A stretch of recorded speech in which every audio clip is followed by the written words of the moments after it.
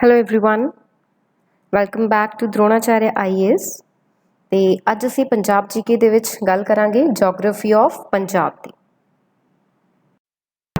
ਸਭ ਤੋਂ ਪਹਿਲਾਂ ਗੱਲ ਕਰਦੇ ਹਾਂ ਪੰਜਾਬ ਦੀ ਲੋਕੇਸ਼ਨ ਦੇ ਬਾਰੇ ਕਿ ਜੇ ਅਸੀਂ ਪੰਜਾਬ ਨੂੰ ਲੋਕੇਟ ਕਰਨਾ ਹੋਏ ਇੰਡੀਆ ਦੇ ਵਿੱਚ ਜਾਂ ਗਲੋਬ ਤੇ ਅਸੀਂ ਲੋਕੇਟ ਕਰਨਾ ਹੋਏ ਤਾਂ ਪੰਜਾਬ ਸਾਨੂੰ ਕਿੱਥੇ ਮਿਲੇਗਾ। ਤਾਂ ਸਭ ਤੋਂ ਪਹਿਲੀ ਗੱਲ ਤਾਂ ਜੀ ਇਹ ਹੈ ਕਿ ਪੰਜਾਬ ਇੱਕ ਲੈਂਡਲੌਕਡ ਸਟੇਟ ਆ ਤੇ ਲੈਂਡਲੌਕਡ ਸਟੇਟ ਕਿਉਂ ਹੈ ਇਹਦੇ ਬਾਰੇ ਅਸੀਂ ਅੱਗੇ ਗੱਲ ਕਰਦੇ ਹਾਂ। ਮੈਂ ਹੁਣੇ ਤੁਹਾਨੂੰ ਦੱਸਦੀ ਹਾਂ। ਤੇ ਇੰਡੀਆ ਦੇ ਵਿੱਚ ਅਸੀਂ ਦੇਖਾਂਗੇ ਕਿ ਇੰਡੀਆ ਦੇ ਵਿੱਚ ਕੀ ਲੋਕੇਸ਼ਨ ਹੈ, ਕੀ ਪੋਜੀਸ਼ਨ ਕੀ ਹੈਗੀ ਹੈ ਪੰਜਾਬ ਦੀ, ਕਿੱਥੇ ਹੈ ਉਹ। ਨਾਰਥ ਵੈਸਟਰਨ ਇੰਡੀਆ ਦੇ ਵਿੱਚ ਸਾਨੂੰ ਪੰਜਾਬ ਦੇਖਣ ਦੇ ਲਈ ਮਿਲੇਗਾ। ਨੈਕਸਟ ਅਸੀਂ ਗੱਲ ਕਰਦੇ ਹਾਂ ਜੇ ਅਸੀਂ ਇਹਨੂੰ ਗਲੋਬ ਤੇ ਲੋਕੇਟ ਕਰਨਾ ਹੋਏ, ਇਹਦੇ ਲੈਟੀਟਿਊਡ ਤੇ ਲੌਂਗੀਟਿਊਡ ਦੇਖਣੇ ਹੋਣ ਤਾਂ ਅਸੀਂ ਇਹਨੂੰ ਕਿਵੇਂ ਲੋਕੇਟ ਕਰ ਸਕਦੇ ਹਾਂ। ਤਾਂ ਪਹਿਲਾਂ ਗੱਲ ਕਰਦੇ ਹਾਂ ਲੈਟੀਟਿਊਡ ਦੇ ਬਾਰੇ। ਤਾਂ 29 degree 30 minutes north to 32 degree 32 minutes north latitude ਤੇ ਸਾਨੂੰ ਮਿਲੇਗਾ। ਤੇ ਲੌਂਗੀਟਿਊਡ ਕੀ ਹੋਏਗਾ 73 degree 55 minutes east to 67 degree 50 minute east longitude ਹੋਏਗਾ ਜੀ। ਗਲੋਬ ਤੇ ਅਸੀਂ ਇਹਨੂੰ ਇਸ ਤਰੀਕੇ ਦੇ ਨਾਲ ਪੰਜਾਬ ਨੂੰ ਲੋਕੇਟ ਕਰ ਸਕਦੇ ਹਾਂ। ਨੈਕਸਟ ਗੱਲ ਆਉਂਦੀ ਹੈ ਇਹਦੇ ਏਰੀਆ ਦੇ ਬਾਰੇ ਕਿ ਕਿੰਨਾ ਟੋਟਲ ਏਰੀਆ ਇੰਡੀਆ ਦੇ ਜੇ ਅਸੀਂ ਕੰਟੈਕਸਟ ਦੇਖ ਰਹੇ ਹਾਂ ਤਾਂ ਟੋਟਲ ਏਰੀਆ ਪੰਜਾਬ ਦਾ ਕਿੰਨਾ ਹੈਗਾ। ਤਾਂ 50,362 ਸਕੁਆਇਰ ਕਿਲੋਮੀਟਰ ਏਰੀਆ ਜਿਹੜਾ ਹੈਗਾ ਪੰਜਾਬ ਦਾ ਟੋਟਲ ਹੈ ਜੀ। ਤੇ ਸਕੁਆਇਰ ਮਾਈਲ ਦੇ ਵਿੱਚ ਜੇ ਅਸੀਂ ਦੇਖਣਾ ਹੋਏ ਤਾਂ 19,445 ਸਕੁਆਇਰ ਮਾਈਲਸ ਏਰੀਆ ਇਹ ਕਵਰ ਕਰਦਾ ਹੈ। ਤੇ ਜੇ ਪੂਰੇ ਅਸੀਂ ਇੰਡੀਆ ਦੀ ਜੀਓਗ੍ਰਾਫੀਕਲ ਏਰੀਆ ਦੇ ਕੰਟੈਕਸਟ ਦੇਖਣਾ ਹੋਏ ਕਿ ਕਿੰਨਾ ਪਰਸੈਂਟੇਜ ਏਰੀਆ ਜਿਹੜਾ ਹੈਗਾ ਉਹ ਪੰਜਾਬ ਕੋਲ ਹੈ ਪੂਰੇ ਇੰਡੀਆ ਦੇ ਏਰੀਆ ਦੇ ਵਿੱਚੋਂ, ਤਾਂ 1.54% ਏਰੀਆ ਜਿਹੜਾ ਹੈਗਾ ਉਹ ਕਰੰਟਲੀ ਪੰਜਾਬ ਨੂੰ ਆਕਿਊਪਾਈ ਕਰਦਾ ਹੈ। ਨੈਕਸਟ ਜੀ ਗੱਲ ਆ ਜਾਂਦੀ ਹੈ ਜੋ ਅਸੀਂ ਪਹਿਲੀ ਗੱਲ ਕੀਤੀ ਕਿ ਇਹ ਲੈਂਡਲੌਕ ਸਟੇਟ ਹੈ। ਲੈਂਡਲੌਕ ਕਿਉਂ ਹੈ ਕਿਉਂਕਿ ਇਹਦੇ ਆਲੇ ਦੁਆਲੇ ਅਸੀਂ ਦੇਖ ਪਾ ਰਹੇ ਹਾਂ ਮੈਪ ਦੇ ਵਿੱਚ ਕਿ ਅਲੱਗ-ਅਲੱਗ ਸਟੇਟਸ ਨੇ, ਈਵਨ ਕਿ ਇੱਕ दूसरी कंट्री भी है, एक इंटरनेशनल बाउंड्री जो है वो भी ये शेयर करती है। तो पंजाब इंटरनेशनल बाउंड्री शेयर करता है पाकिस्तान दे नाल कि टोटल 553 किलोमीटर्स का जो एक इंटरनेशनल बाउंड्री है वो शेयर करती है। ਵੈਸਟਰਨ ਸਾਈਡ ਦੇ ਵਿੱਚ ਸਾਨੂੰ ਪਾਕਿਸਤਾਨ ਨਜ਼ਰ ਆ ਰਿਹਾ ਹੈ। ਤੇ ਹੁਣ ਦੂਜੀ ਗੱਲ ਹੋ ਗਈ ਕਿ ਕਿੱਥੋਂ ਲੈ ਕੇ ਕਿੱਥੇ ਤੱਕ, ਦੈਟ ਮੀਨਸ ਕਿਹੜੀ ਕਿਹੜੀ ਡਿਸਟ੍ਰਿਕਟ ਜਿਹੜੀਆਂ ਨੇ ਪੰਜਾਬ ਪਾਕਿਸਤਾਨ ਦੇ ਨਾਲ ਆਪਣਾ ਜੋ ਇੱਕ ਬਾਉਂਡਰੀ ਹੈ ਉਹਨੂੰ ਸ਼ੇਅਰ ਕਰਦੀਆਂ। ਤਾਂ ਜੀ ਉਹ ਹੈਗੇ ਹੈ ਪਠਾਨਕੋਟ, ਗੁਰਦਾਸਪੁਰ, ਅੰਮ੍ਰਿਤਸਰ, ਤਰਨਤਾਰਨ, ਫਿਰੋਜ਼ਪੁਰ ਤੇ ਫਾਜ਼ਿਲਕਾ। ਬਟ ਕਈ ਜਗ੍ਹਾ ਤੁਹਾਨੂੰ ਪੜ੍ਹਨ ਦੇ ਲਈ ਮਿਲੇਗਾ ਕਿ ਗੁਰਦਾਸਪੁਰ ਤੋਂ ਲੈ ਕੇ ਫਾਜ਼ਿਲਕਾ ਤੱਕ ਦੇ ਹੀ ਜੋ ਡਿਸਟ੍ਰਿਕਟ ਨੇ ਉਹ ਸ਼ੇਅਰ ਕਰਦੇ ਨੇ ਬਾਉਂਡਰੀ ਪਾਕਿਸਤਾਨ ਦੇ ਨਾਲ। ਬਟ ਐਵੇਂ ਕਿਉਂ ਹੈ, ਦੈਟ ਮੀਨਸ ਕਿਤੇ ਕਿਤੇ ਅਪਡੇਸ਼ਨਸ ਨਹੀਂ ਹੋਈਆਂ। ਪਹਿਲਾਂ ਜੋ ਪਠਾਨਕੋਟ ਸੀ ਉਹ ਗੁਰਦਾਸਪੁਰ ਦਾ ਹੀ ਹਿੱਸਾ ਸੀਗਾ, ਇਸ ਕਰਕੇ ਉਦੋਂ ਕਿਹਾ ਜਾਂਦਾ ਸੀ ਕਿ ਗੁਰਦਾਸਪੁਰ ਤੋਂ ਫਾਜ਼ਿਲਕਾ ਤੱਕ ਹੀ ਇੰਟਰਨੈਸ਼ਨਲ ਬਾਉਂਡਰੀ ਜੋ ਹੈ ਸ਼ੇਅਰ ਕਰ ਰਿਹਾ ਉਹ ਪਾਕਿਸਤਾਨ ਦੇ ਨਾਲ। ਪਰ ਹੁਣ ਕਿਉਂਕਿ 2011 ਦੇ ਵਿੱਚ ਪਠਾਨਕੋਟ ਨੂੰ ਇੱਕ ਅਲੱਗ ਤੋਂ ਡਿਸਟ੍ਰਿਕਟ ਬਣਾ ਦਿੱਤਾ ਗਿਆ ਤਾਂ ਹੁਣ ਜਿਹੜੀ ਇਹ ਅਲੱਗ ਡਿਸਟ੍ਰਿਕਟ ਹੈ ਤਾਂ ਉਹਨੂੰ ਵੀ ਅਸੀਂ ਵਿੱਚ ਹੀ ਕਵਰ ਕਰਾਂਗੇ ਕਿ ਡਿਸਟ੍ਰਿਕਟ ਪਠਾਨਕੋਟ ਤੋਂ ਲੈ ਕੇ ਡਿਸਟ੍ਰਿਕਟ ਫਾਜ਼ਿਲਕਾ ਤੱਕ ਪੰਜਾਬ ਪਾਕਿਸਤਾਨ ਦੇ ਨਾਲ ਇੰਟਰਨੈਸ਼ਨਲ ਬਾਉਂਡਰੀ ਨੂੰ ਸ਼ੇਅਰ ਕਰਦਾ। ਠੀਕ ਹੈ, ਚਲੋ ਜੀ। ਨੈਕਸਟ ਜੇ ਅਸੀਂ ਇਹਦੇ ਨਰਦਰਨ ਸਾਈਡ ਤੇ ਦੇਖ ਰਹੇ ਹਾਂ, ਨਰਦਰਨ ਸਾਈਡ ਤੇ ਸਾਨੂੰ ਦਿਖ ਰਿਹਾ ਉੱਪਰ ਕੀ ਹੈ, ਜੰਮੂ ਐਂਡ ਕਸ਼ਮੀਰ ਦੇ ਨਾਲ ਇਹ ਆਪਣਾ ਬਾਰਡਰ ਜੋ ਹੈ ਸ਼ੇਅਰ ਕਰਦਾ ਹੈ। ਦੈਨ ਉਸ ਤੋਂ ਬਾਅਦ ਨਾਰਥ ਈਸਟਰਨ ਸਾਈਡ ਤੇ ਇਹਦੇ ਹਿਮਾਚਲ ਪ੍ਰਦੇਸ਼ ਆ ਜਾਂਦਾ ਹੈ। ਤੇ ਸਦਰਨ ਸਾਈਡ ਦੇ ਵਿੱਚ ਸਾਨੂੰ ਕਿਹੜੀਆਂ ਸਟੇਟਾਂ ਦੇਖਣ ਦੇ ਲਈ ਮਿਲਦੀਆਂ ਨੇ, ਹਰਿਆਣਾ ਤੇ ਰਾਜਸਥਾਨ। ਤਾਂ ਇਸ ਤਰੀਕੇ ਦੇ ਨਾਲ ਜੋ ਸਾਡੀ ਪਹਿਲੀ ਗੱਲ ਸੀ ਕਿ ਇਹ ਇੱਕ ਲੈਂਡਲੌਕ ਸਟੇਟ ਹੈ, ਹੁਣ ਕਲੀਅਰਲੀ ਉਹ ਵਿਜ਼ੀਬਲ ਹੋ ਰਿਹਾ ਮੈਪ ਦੇ ਥਰੂ ਸਾਨੂੰ ਦਿਖ ਰਿਹਾ ਹੈ कि ये लैंडलॉक्ड है। दैट मीन्स आले दाले कोई भी कोई एक बहुत बड़ी मेजर कोई वाटर बॉडी नहीं है। ठीक है, चारों पासे तो जो है ये लैंड दे नाल ही घिरिया हुआ है। तो ये सीगी जी दी लोकेशन दी गल कि असीं पंजाब नूं कित्थे लोकेट कर सकते हैं, ग्लोब ते जां इंडिया दे विच। नैक्सट असीं देखते हैं पंजाब दे लैंड फॉर्म्स दे बारे। नैक्सट गल आती है लोकेशन तो बाद पंजाब दे फिजिकल फीचर्स दी या पंजाब दियां लैंड फॉर्म्स दी कि पंजाब जो है वो किस तरीके दे उहदे एक फिजिकल फीचर ने, कित्थों वो ज़्यादा उचाई ते है, कित्थे निमाण है या फ्लैट एरिया है या टोटली एरिड जोन है या डेजर्ट ने, ਤਾਂ ਕਿਵੇਂ ਦੇ ਜੋ ਹੈ ਉਹਦੇ ਫਿਜ਼ੀਕਲ ਫੀਚਰਸ ਨੇ। ਤਾਂ ਜੇ ਪ੍ਰੀਡੋਮੀਨੈਂਟਲੀ ਦੇਖਿਆ ਜਾਏ ਦੈਟ ਮੀਨਸ ਜੇ ਮੁੱਖ ਤੌਰ ਤੇ ਅਸੀਂ ਗੱਲ ਕਰੀਏ ਤਾਂ ਪੰਜਾਬ ਇੱਕ ਫਲੈਟ ਤੇ ਫੀਚਰਲੈਸ ਹੀ ਲੈਂਡ ਹੈ। ਦੈਟ ਮੀਨਸ ਇਹਦਾ ਟੋਟਲ ਜਿੰਨਾ ਏਰੀਆ ਹੈ ਜਿੰਨਾ ਅਸੀਂ ਦੇਖਿਆ ਉਹਦੇ ਵਿੱਚੋਂ 90% ਜੋ ਇਹਦਾ ਏਰੀਆ ਹੈ ਉਹ ਪਲੇਨ ਏਰੀਆ ਹੈ। ਇਸੇ ਕਰਕੇ ਸਾਨੂੰ ਇਹਦੇ ਵਿੱਚ ਬਹੁਤ ਜ਼ਿਆਦਾ ਐਡਵਾਂਟੇजेस ਜਾਂ ਬੈਨੀਫਿਟਸ ਕਿਵੇਂ ਮਿਲਦੇ ਨੇ ਕਿ ਜਿਵੇਂ ਕਿ ਅਸੀਂ ਇੱਥੇ ਐਗਰੀਕਲਚਰ ਕਰਨਾ ਹੋਏ, ਇਰੀਗੇਸ਼ਨ ਦੀ ਐਕਸਟੈਂਸ਼ਨ ਕਰਨੀ ਹੋਏ, रोड्स एंड रेलवेज जो है ਉਹਦਾ ਇੱਕ ਨੈਟਵਰਕ ਕ੍ਰੀਏਟ ਕਰਨਾ ਹੋਏ ਤਾਂ ਇਹ ਸਾਰੀ ਚੀਜ਼ਾਂ ਦੇ ਲਈ ਇਹ ਇਹਦਾ ਫਿਜ਼ੀਕਲ ਫੀਚਰ ਰਿਸਪੌਂਸਿਬਲ ਹੈ। ਦੈਟ ਮੀਨਸ ਜੋ 90% ਪਲੇਨ ਏਰੀਆ ਹੈਗਾ। 90% प्लेन एरिया है, बट स्टिल होर भी ये ਅਸੀਂ ਦੇਖਾਂਗੇ ਕਿ ਬਹੁਤ ਅਲੱਗ-ਅਲੱਗ ਲੈਂਡ ਫਾਰਮਸ ਹੈਗੀਆਂ ਨੇ। ਤਾਂ ਜਿਹਨੂੰ ਅਸੀਂ ਦੇਖਦੇ ਕਿ ਪੰਜਾਬ ਨੂੰ ਅਸੀਂ ਕਿੰਨੀਆਂ ਲੈਂਡ ਫਾਰਮਸ ਦੇ ਵਿੱਚ ਡਿਵਾਈਡ ਕਰ ਸਕਦੇ ਹਾਂ। ਤਾਂ ਇਹ ਸਾਹਮਣੇ ਸਾਡੇ ਮੈਪ ਲੱਗੇ ਹੋਏ ਆ, ਜਿਹਦੇ ਵਿੱਚ ਨਜ਼ਰ ਆ ਰਿਹਾ ਕਿ ਸ਼ਿਵਾਲਿਕ ਹਿਲਸ ਨੇ, ਐਲੂਵੀਅਲ ਪਲੇਨਸ ਨੇ, ਫੁੱਟ ਹਿਲਸ ਨੇ ਜਿਹਨੂੰ ਕਿ ਪੈਡਮੌਂਟ ਪਲੇਨਸ ਲਿਖਿਆ ਹੋਇਆ ਹੈ, ਤੇ ਟੈਰੇਸਿਸ, ਸੈਂਡ ਡਿਊਨਸ ਜਿਹਨੂੰ ਕਿ ਅਸੀਂ ਐਰਿਡ ਜ਼ੋਨ ਕਹਿ ਦਿੰਦੇ ਹਾਂ, ਤੇ ਫਲੱਡ ਪਲੇਨਸ ਨੇ।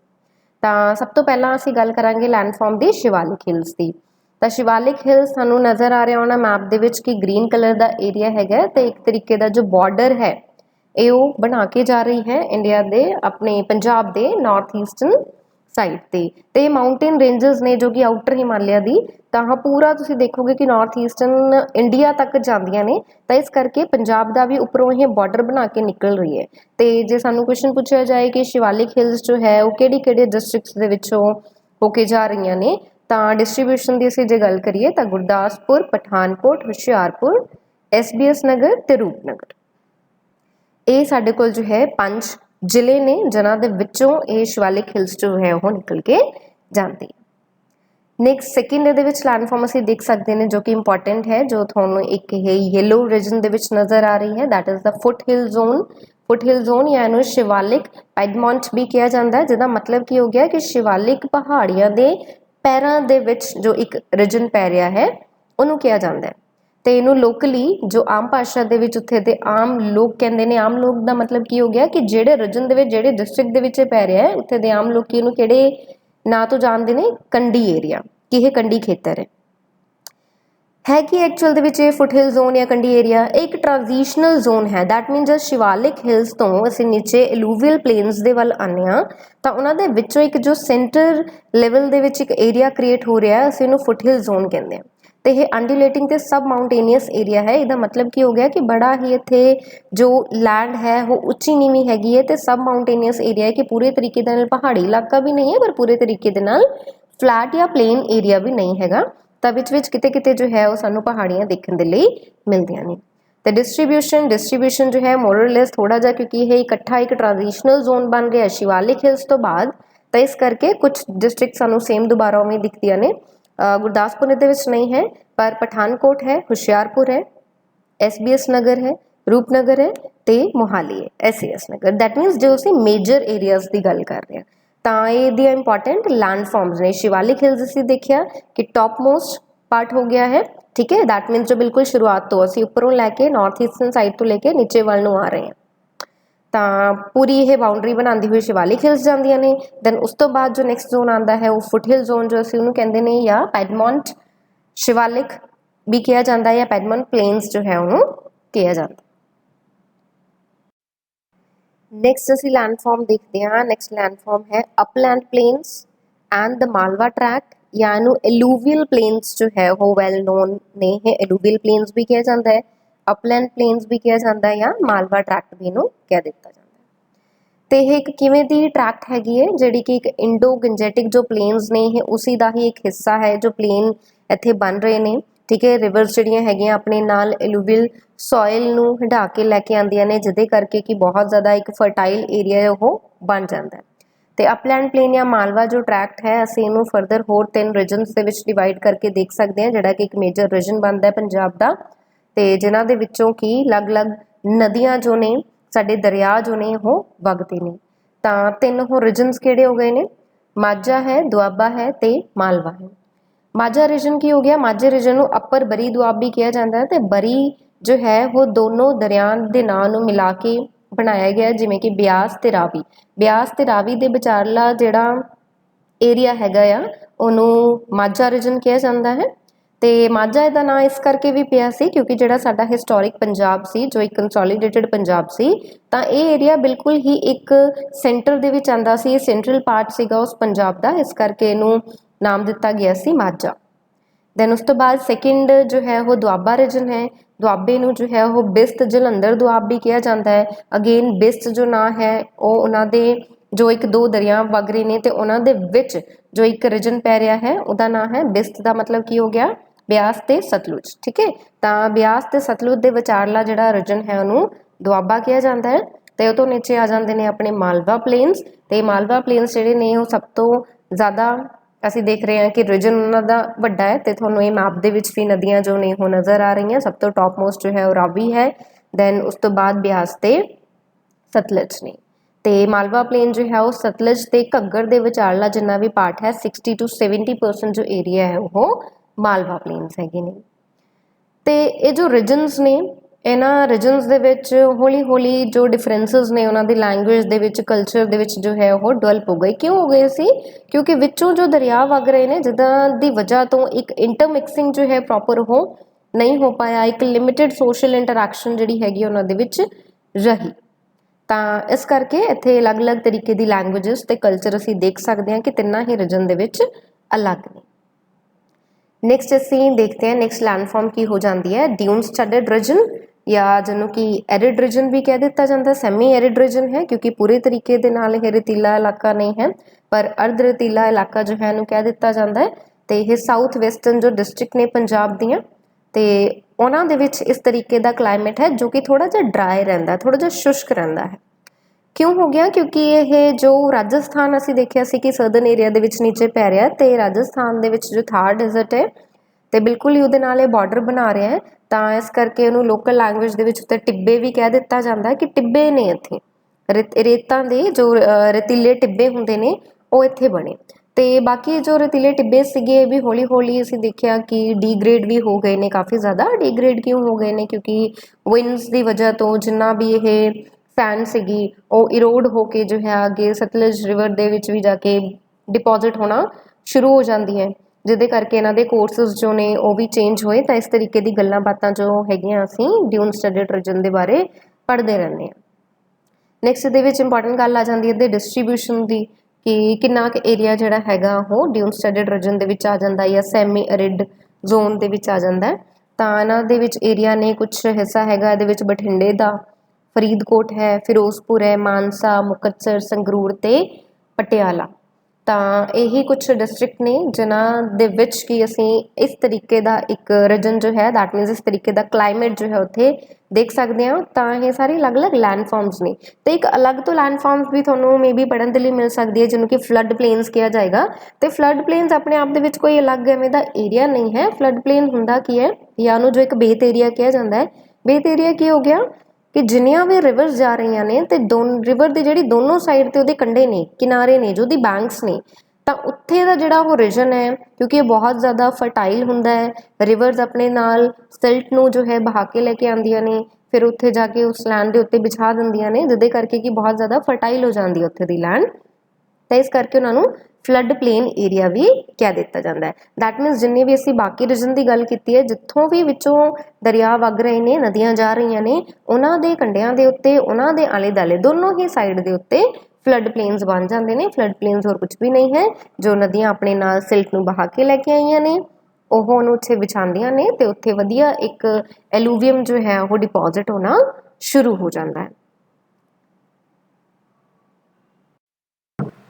ਲੈਂਡਫਾਰਮਸ ਤੋਂ ਬਾਅਦ ਹੁਣ ਅਸੀਂ ਦੇਖਦੇ ਹਾਂ ਆਪਣਾ next topic that is soils of Punjab.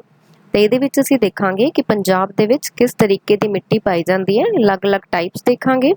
ਇਹ ਵੀ ਦੇਖਾਂਗੇ ਕਿ ਉਹਦਾ ਡਿਸਟ੍ਰੀਬਿਊਸ਼ਨ ਕੀ ਹੈ, ਦੈਟ ਮੀਨਸ ਉਹ ਕਿਹੜੇ-ਕਿਹੜੇ ਰੀਜਨ ਦੇ ਵਿੱਚ ਪਾਈ ਜਾਂਦੀ ਹੈ, ਕਿਹੜੇ ਡਿਸਟ੍ਰਿਕਟ 'ਚ ਪਾਈ ਜਾਂਦੀ ਹੈ, ਤੇ ਉਹਨਾਂ ਦੇ ਇੰਪੋਰਟੈਂਟ ਫੀਚਰਸ ਕੀ ਨੇ। ਇੰਪੋਰਟੈਂਟ ਫੀਚਰਸ ਦਾ ਮਤਲਬ ਕੀ ਹੋ ਗਿਆ ਕਿ ਕਿਹੜੀ-ਕਿਹੜੀ ਤਰੀਕੇ ਦੀ ਕ੍ਰੌਪਸ ਜਿਹੜੀ ਹੈਗੀ ਆ ਅਸੀਂ ਉਹਨਾਂ ਦੇ ਵਿੱਚ ਗਰੋ ਕਰ ਸਕਦੇ ਹਾਂ।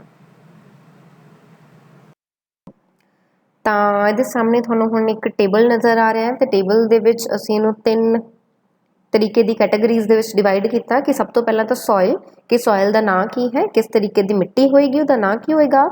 ਦੈਨ ਉਹਦੇ ਫੀਚਰਸ, ਕਿ ਕਿਸ ਤਰੀਕੇ ਦਾ ਉਹਦਾ ਕਲਰ ਹੈ ਜਾਂ ਕਿਵੇਂ ਦੇ ਉਹਦੇ ਗ੍ਰੇਨਸ ਨੇ ਜਾਂ ਕਿਵੇਂ ਦੀ ਕ੍ਰੌਪ ਨੂੰ ਉਗਾਉਣ ਦੇ ਲਈ ਉਹ ਮਿੱਟੀ ਯੂਜ਼ ਕੀਤੀ ਜਾ ਸਕਦੀ ਹੈ। ਤੇ ਫਰਦਰ ਤੀਜੀ ਕੈਟਾਗਰੀ ਹੈਗੀ ਹੈ ਸਾਡੇ ਕੋਲ ਡਿਸਟ੍ਰੀਬਿਊਸ਼ਨ ਦੀ। ਡਿਸਟ੍ਰੀਬਿਊਸ਼ਨ ਦਾ ਮਤਲਬ ਕੀ ਹੋ ਗਿਆ ਕਿ ਕਿਹੜੇ-ਕਿਹੜੇ ਰੀਜਨ ਦੇ ਵਿੱਚ ਸਾਨੂੰ ਕਿਸ ਤਰੀਕੇ ਦੀ ਮਿੱਟੀ ਮਿਲ ਰਹੀ ਹੈ। ਸਭ ਤੋਂ ਪਹਿਲਾਂ ਮਿੱਟੀ ਹੈਗੀ ਹੈ ਫਲੱਡ ਪਲੇਨ ਜਾਂ ਜਿਹਨੂੰ ਕਿ ਅਸੀਂ ਬੇਤ ਸੋਇਲ ਕਹਿੰਦੇ ਹਾਂ। ਹੁਣੇ ਅਸੀਂ ਗੱਲ ਕਰਕੇ ਹਟੇ ਹਾਂ ਕਿ ਫਲੱਡ ਪਲੇਨ ਏਰੀਆ ਵੀ ਹੈਗਾ ਜਾਂ ਉਹਨੂੰ ਬੇਤ ਏਰੀਆ ਵੀ ਕਿਹਾ ਜਾਂਦਾ ਹੈ। ਇਹ ਕਿਹੜੇ ਏਰੀਆਜ਼ ਹੋ ਗਏ ਜਿੱਥੇ ਕਿ ਦਰਿਆ ਆਪਣੇ ਨਾਲ ਮਿੱਟੀ ਨੂੰ ਬਹਾ ਕੇ ਲੈ ਕੇ ਆਉਂਦੇ ਨੇ ਤੇ ਉੱਥੇ ਏਰੀਆਜ਼ ਦੇ ਵਿੱਚ ਵਿਛਾਉਂਦੇ ਨੇ, ਜੋ ਕਿ ਬਹੁਤ ਜ਼ਿਆਦਾ ਫਰਟਾਈਲ ਮਿੱਟੀ ਹੁੰਦੀ ਹੈ। ਤੇ ਇਹਦੇ ਫੀਚਰਸ ਦੀ ਜੇ ਅਸੀਂ ਗੱਲ ਕਰੀਏ ਤਾਂ ਇਹਨੂੰ ਖਾਦਰ ਸੋਇਲ ਵੀ ਕਿਹਾ ਜਾਂਦਾ, ਖਾਦਰ ਮਿੱਟੀ ਵੀ ਕਿਹਾ ਜਾਂਦਾ ਹੈਗਾ। ਤੇ ਇਹਦਾ ਕਲਰ ਜੋ ਹੈ ਉਹ ਪੇਲ ਟੂ ਯੈਲੋਇਸ਼ ਬਰਾਊਨ ਹੁੰਦਾ, ਦੈਟ ਮੀਨਸ ਇੱਕ ਮਟਮੈਲਾ ਜਾਂ ਪੀਲਾ ਰੰਗ ठीक है। प्रॉपर पीला एक्चुअल ਦੇ ਵਿੱਚ नहीं दिसदा, पर वो पेल ਜਾਂ येलो कलर ਦਾ जो है ब्राउनिश कलर ਦਾ मिट्टी ਦਾ रंग ਹੁੰਦਾ ਤੇ बड़ी ही वैल ड्रेन सॉइल है। ਤੇ बहुत इंपॉर्टेंट ये फीचर ਹੁੰਦਾ है किसी भी मिट्टी ਦਾ, ਜੇ ਉਹ वैल ड्रेन है ਤਾਂ ਉਹਦੇ ਵਿੱਚ ਅਸੀਂ ਬਹੁਤ ਅਲੱਗ-ਅਲੱਗ ਤਰੀਕੇ ਦੀ ਕ੍ਰੌਪਸ ਨੂੰ ਕਲਟੀਵੇਟ ਕਰ ਸਕਦੇ ਹਾਂ, ਪਲਾਂਟਸ ਨੂੰ ਲਗਾ ਸਕਦੇ ਹਾਂ, ਕਿਉਂਕਿ ਉਹ ਬਹੁਤ ਜ਼ਿਆਦਾ ਸਮੇਂ ਤੱਕ ਪਾਣੀ ਨੂੰ ਜੋ ਹੈ ਹੋਲਡ ਕਰਕੇ ਨਹੀਂ ਰੱਖਦੀ। ਜਿੰਨੀ ਉਹਦੀ ਰਿਕੁਆਇਰਮੈਂਟ ਹੈ ਉਨਾ ਉਹ ਪਾਣੀ ਨੂੰ ਪਕੜਦੀ ਹੈ, ਉਸ ਤੋਂ ਬਾਅਦ ਜਿਹੜਾ ਐਕਸੈਸਿਵ ਅਮਾਊਂਟ ਆਫ ਵਾਟਰ ਹੈ ਉਹਨੂੰ ਉਹ ਨੀਚੇ ਡਰੇਨ ਕਰ ਦਿੰਦੀ ਹੈ। ਤੇ ਇਸੇ ਫੀਚਰ ਦੀ ਵਜ੍ਹਾ ਤੋਂ ਇਹ ਕਿਹੜੀ ਕ੍ਰੌਪਸ ਦੇ ਲਈ ਜ਼ਿਆਦਾ ਵਧੀਆ ਮਿੱਟੀ ਮੰਨੀ ਗਈ ਹੈ? ਪੈਡੀ ਦੇ ਲਈ, ਜਿਵੇਂ ਕਿ ਸਾਡੀ ਝੋਨਾ ਹੋ ਗਿਆ ਹੈ, ਜੀਰੀ ਹੋ ਗਈ ਹੈ, ਠੀਕ ਹੈ, ਆਪਣਾ ਸ਼ੂਗਰ ਕੇਨ ਹੋ ਗਏ ਹੈ, ਵੈਜੀਟੇਬਲਸ ਹੋ ਗਏ ਹੈ, ਤਾਂ ਇਹ ਸਾਰੀਆਂ ਹੀ ਕ੍ਰੌਪਸ ਦੇ ਲਈ ਇਹ ਮਿੱਟੀ ਜੋ ਹੈ ਬਹੁਤ ਜ਼ਿਆਦਾ ਸੂਟੇਬਲ ਹੁੰਦੀ ਹੈ। ਤੇ ਜੇ ਅਸੀਂ ਡਿਸਟ੍ਰੀਬਿਊਸ਼ਨ ਦੀ ਗੱਲ ਕਰੀਏ, ਡਿਸਟ੍ਰੀਬਿਊਸ਼ਨ ਜਿਵੇਂ ਮੈਂ ਹੁਣੇ ਤੁਹਾਨੂੰ ਪਿੱਛੇ ਲੈਂਡ ਫਾਰਮ ਦੇ ਵਿੱਚ ਦੱਸਿਆ ਫਲੱਡ ਪਲੇਨਸ ਦਾ, ਕਿ ਜਿਹੜੀਆਂ ਵੀ ਤੁਹਾਡੀਆਂ ਰਿਵਰਸ ਨੇ ਉਹਨਾਂ ਦੇ ਦੋਨੋਂ ਹੀ ਸਾਈਡ ਦੇ ਉੱਤੇ ਇਹ ਮਿੱਟੀ ਸਾਨੂੰ ਮਿਲੇਗੀ, ਦੇਖਣ ਦੇ ਲਈ ਮਿਲਦੀ ਹੈ। ਤਾਂ ਕਿਹੜੇ ਰਿਵਰ ਚੈਨਲਸ ਹੋ ਗਏ, ਜਿਵੇਂ ਕਿ ਸਤਲੁਜ ਹੈ, ਰਾਵੀ ਹੈ, ਬਿਆਸ ਹੈ, ਘੱਗਰ ਹੈ, ਤਾਂ ਉਹਨਾਂ ਦੇ ਦੋਨਾਂ ਹੀ ਸਾਈਡ ਤੇ ਸਾਨੂੰ ਇਹ ਮਿੱਟੀ ਅਬੰਡੈਂਟ ਅਮਾਊਂਟ ਦੇ ਵਿੱਚ ਮਿਲਦੀ ਹੈ। ਸੈਕਿੰਡ ਅਸੀਂ ਸੋਇਲ ਦੀ ਗੱਲ ਕਰਦੇ ਹਾਂ। ਸੈਕਿੰਡ ਸੋਇਲ ਹੈਗੀ ਹੈ ਲੂਮੀ ਸੋਇਲ। ਲੂਮੀ ਸੋਇਲ ਹੁਣ ਕਿਵੇਂ ਦੀ ਸੋਇਲ ਹੋ ਗਈ, ਕਿਵੇਂ ਦੀ ਇਹ ਮਿੱਟੀ ਹੋ ਗਈ ਹੈ, ਜਿਹੜੀ ਕਿ ਕੀ ਹੈ, deep and fine grain soil ਹੈ। ਫਾਈਨ ਗ੍ਰੇਨ ਦਾ ਮਤਲਬ ਹੋ ਗਿਆ ਕਿ ਬਹੁਤ ਜ਼ਿਆਦਾ ਉਹਦੇ ਵਿੱਚ ਉਹਦੇ ਜੋ ਗ੍ਰੇਨਸ ਨੇ ਉਹ ਬਹੁਤ ਬਰੀਕ ਤੇ ਛੋਟੇ ਹੁੰਦੇ ਨੇ, ਤੇ ਇਹਨੂੰ ਇੱਕ ਆਈਡਲ ਟੈਂਪਰੇਚਰ ਕਿਵੇਂ ਦਾ ਚਾਹੀਦਾ ਹੁੰਦਾ ਹੈ, ਇੱਕ ਸਬ ਮੋਇਸਟ ਟੈਂਪਰੇਚਰ ਚਾਹੀਦਾ ਹੈ। ਸਬ ਮੋਇਸਟ ਦਾ ਮਤਲਬ ਹੋ ਗਿਆ ਬਹੁਤ ਜ਼ਿਆਦਾ ਮੋਇਸਚਰ ਵੀ ਨਹੀਂ ਹੈ ਪਰ ਬਹੁਤ ਜ਼ਿਆਦਾ ਡਰਾਈ ਵੀ ਨਹੀਂ ਹੈ, ਤਾਂ ਕਿ ਜਦੋਂ ਮੈਂ ਮਿੱਟੀ ਨੂੰ ਹੱਥ ਦੇ ਵਿੱਚ ਫੜਦੀ ਹਾਂ ਤੇ ਮੈਂ ਉਹਨੂੰ ਜਦੋਂ ਮੁੱਠੀ ਦੇ ਵਿੱਚ ਬੰਦ ਕਰਾਂ ਤਾਂ ਇੱਕ ਬਾਈਂਡ ਜੋ ਹੈ ਮਿੱਟੀ ਦੇ ਵਿੱਚ ਆਏਗੀ, ਕਿ ਹਲਕਾ ਜਿਹਾ ਮੋਇਸਚਰ ਜੋ ਹੈ ਮਿੱਟੀ ਦੇ ਵਿੱਚ ਰਹਿੰਦਾ ਹੈ। ਤੇ ਇਹ cool to warm temperate climate ਦੇ ਵਿੱਚ ਹੀ ਪਾਇਆ ਜਾਂਦਾ, ਕਿ ਜਿੱਥੇ ਬਹੁਤ ਜ਼ਿਆਦਾ ਗਰਮੀ ਨਹੀਂ ਤੇ ਬਹੁਤ ਜ਼ਿਆਦਾ ਜੋ ਹੈ ਉਹ ਡਰਾਈ ਨਹੀਂ ਰਹਿੰਦਾ ਕਲਾਈਮੇਟ, ਉੱਥੇ ਸਾਨੂੰ ਇਹ ਮਿੱਟੀ ਜੋ ਹੈ ਦੇਖਣ ਦੇ ਲਈ ਮਿਲਦੀ ਹੈ।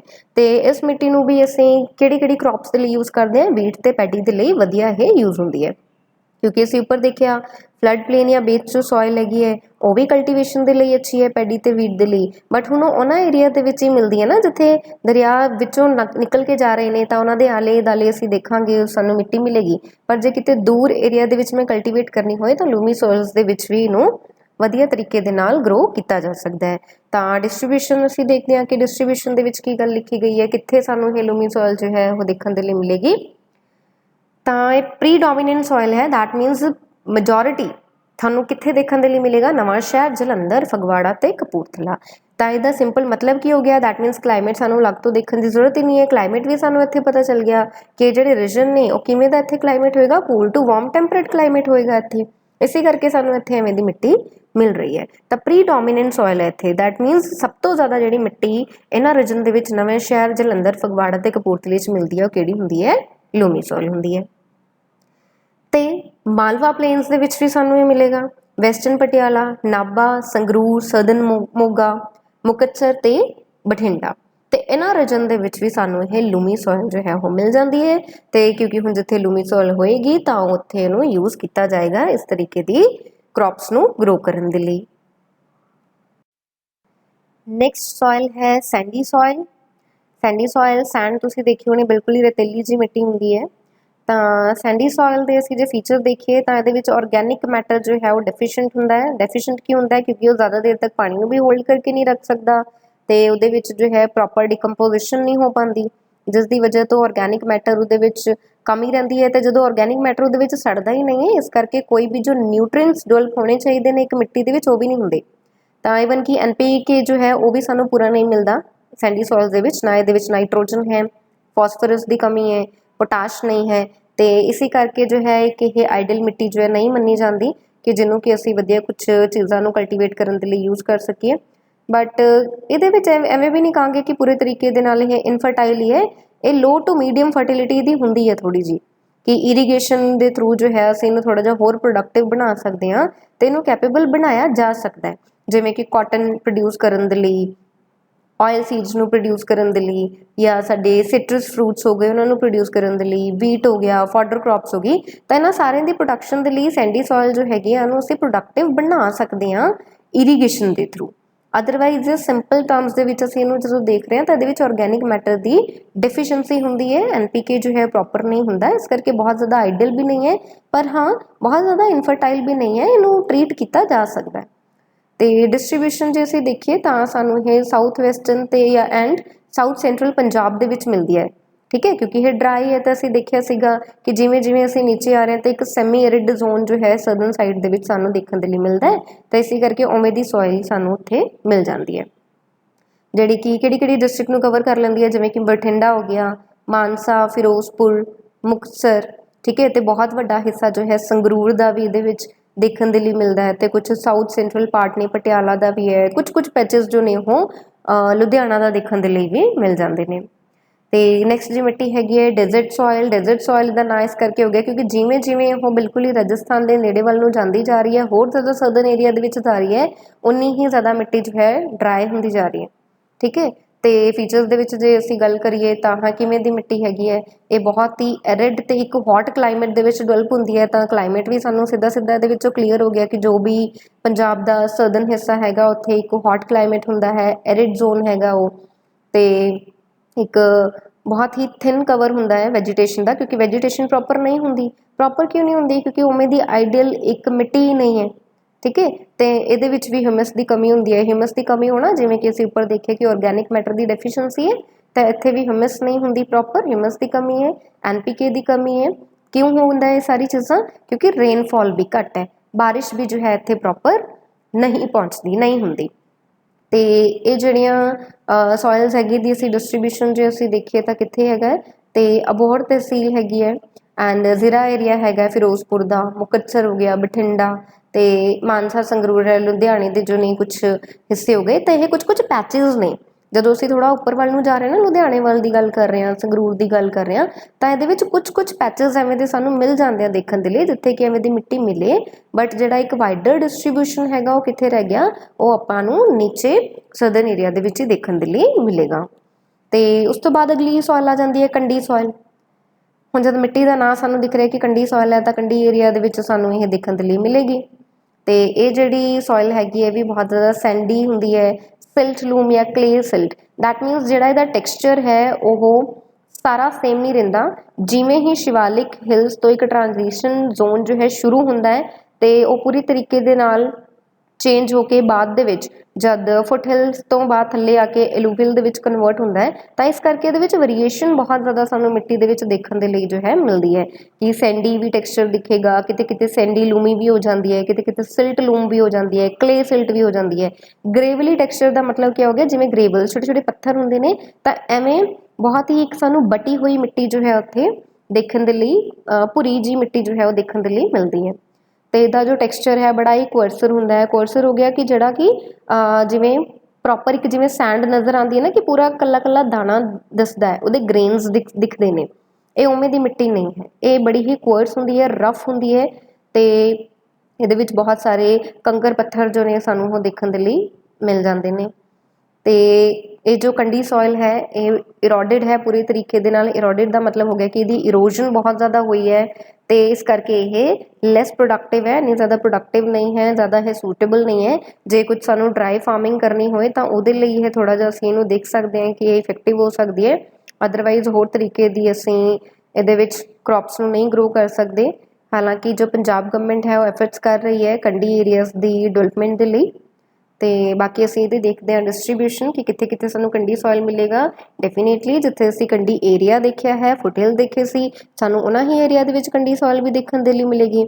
ਜਿਵੇਂ ਕਿ ਗੁਰਦਾਸਪੁਰ ਹੋ ਗਿਆ, ਹੁਸ਼ਿਆਰਪੁਰ, ਨਵਾਂ ਸ਼ਹਿਰ ਤੇ ਰੋਪੜ ਡਿਸਟ੍ਰਿਕਟ ਹੋ ਗਈਆਂ ਨੇ, ਤਾਂ ਇਹਨਾਂ ਸਾਰੀਆਂ ਹੀ ਡਿਸਟ੍ਰਿਕਟ ਦੇ ਵਿੱਚ ਸਾਨੂੰ ਕੰਡੀ ਸੋਇਲ ਦੇਖਣ ਦੇ ਲਈ ਮਿਲ ਜਾਂਦੀ ਹੈ। ਹਾਂਜੀ, ਤੇ ਨੈਕਸਟ ਸਾਡੇ ਕੋਲ ਸੋਇਲ ਹੈਗੀ ਹੈ ਸੇਰੂਜ਼ਮ ਸੋਇਲ। ਤੇ ਇਹਦੇ ਫੀਚਰਸ ਕੀ ਹੋ ਗਏ ਕਿ ਇੱਕ ਤਾਂ ਇਹ ਗ੍ਰੇ ਕਲਰ ਹੁੰਦਾ ਹੈ। ਤਾਂ ਗ੍ਰੇ ਕਲਰ ਕਿਉਂ ਹੋ ਜਾਂਦਾ ਹੈ? ਕਿਉਂਕਿ ਇਹਦੇ ਵਿੱਚ ਆਰਗੈਨਿਕ ਮੈਟਰ ਦੀ ਅਗੇਨ ਕਮੀ ਹੁੰਦੀ ਹੈ। ਤੇ ਤੁਸੀਂ ਇਹ ਵੀ ਦੇਖੋਗੇ ਕਿ ਜਿਹੜੀ ਵੀ ਮਿੱਟੀ ਦੇ ਵਿੱਚ ਆਰਗੈਨਿਕ ਮੈਟਰ ਦੀ ਕਮੀ ਹੈ ਜਾਂ ਨਾਈਟ੍ਰੋਜਨ ਪੋਟਾਸ਼ ਉਹਦੇ ਵਿੱਚ ਸਫੀਸ਼ੀਐਂਟ ਨਹੀਂ ਹੁੰਦਾ, ਦੈਟ ਮੀਨਸ ਉਹ ਬਹੁਤ ਜ਼ਿਆਦਾ ਫਰਟਾਈਲ ਨਹੀਂ ਹੁੰਦੀ। ਠੀਕ ਹੈ, ਉਹਨੂੰ ਸਾਨੂੰ ਪਹਿਲਾਂ ਟਰੀਟ ਕਰਨਾ ਪੈਂਦਾ, ਉਸ ਤੋਂ ਬਾਅਦ ਹੀ ਅਸੀਂ ਕੋਈ ਕ੍ਰੌਪਸ ਜੋ ਹੈ ਉਹਦੇ ਵਿੱਚ ਗਰੋ ਕਰ ਸਕਦੇ ਹਾਂ। ਤਾਂ ਇਹ ਮਿੱਟੀ ਜੋ ਹੈ ਇਹਦੇ ਵਿੱਚ ਵੀ ਆਰਗੈਨਿਕ ਮੈਟਰ ਦੀ ਕਮੀ ਹੋਣ ਕਰਕੇ ਇਹਦੇ ਵਿੱਚ ਵੀ ਨਾਈਟ੍ਰੋਜਨ ਪੋਟਾਸ਼ ਜੋ ਹੈ NPK ਦੀ ਜੋ ਅਮਾਊਂਟ ਹੈ ਉਹ ਬਹੁਤ ਜ਼ਿਆਦਾ ਘੱਟ ਹੈ। ਤਾਂ ਇਸੇ ਕਰਕੇ ਇਹ ਅਸੀਂ ਦੇਖਦੇ ਹਾਂ ਕਿ ਬਹੁਤ ਘੱਟ ਪ੍ਰੋਡਕਟਿਵ ਹੈ, ਜ਼ਿਆਦਾ ਇਹ ਫਰਟਾਈਲ ਨਹੀਂ ਹੈ।